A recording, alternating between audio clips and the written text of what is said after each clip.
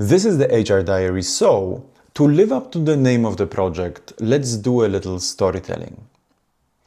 When I joined one of my previous companies, an employee was on her way out. She was leaving for the same position elsewhere. Let's call her Sandra. I'd only been with the organization a few weeks, but I could already see her fingerprints everywhere. In her 5 years there, she was consistently rated role model, led big product launches, strategic initiatives. So I went to talk with the line manager and asked why she was leaving, and he dismissed me with, well, she needs a fresh start. It didn't add up. High performer, high potential, stellar portfolio, and a lateral move outside. Something was off, and it tickled my HR sixth sense. I started asking around, and me being me, I sat down with many people.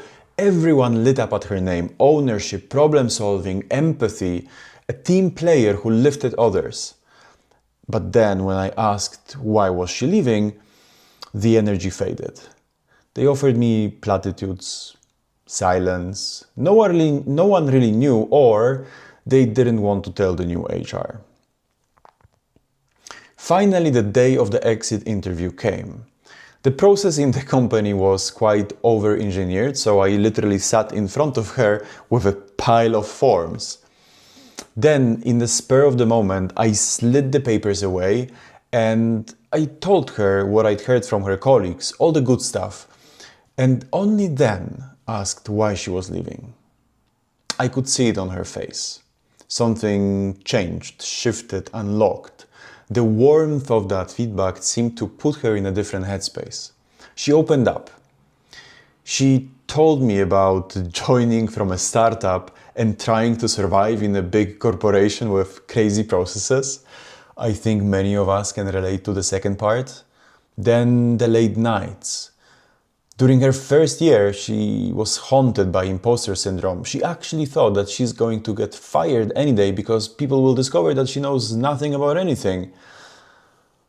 Then the reorgs, the challenges, the recognition that came, but never settled her humility, which is also a beautiful aspect. At one point of our conversation, I decided to ask about her career aspirations in our company. And until then, the conversation was really flowing beautifully. Then it froze. She slowly pieced together vague half sentences from the conversation with her manager. Maybe this role, maybe that role, nothing concrete. No trajectory, no follow-up, no feedback. Just checked boxes on empty development goals. The hour passed. We shook hands and went our way. But the story stayed with me ever since. Because this is what happens when performance runs without growth. Leaders are too busy to develop people, HR too passive to challenge, and employees too humble to self-advocate. And don't get me wrong, there is no malice, just general neglect. And that was enough to turn Sandra's story into another case of unrealized potential. Sandra didn't leave for new challenges, better title, bigger, fatter paycheck. She left because she was stagnated. Growth never became real for her. If there is one sure way to lose motivation, is to not see the gap between where you are now and where you could be in the future. So that's why in the next episode of the HR Diary, we will talk exactly about that. I will give you the full picture of people development process, the stages, the outcomes, and the responsibilities.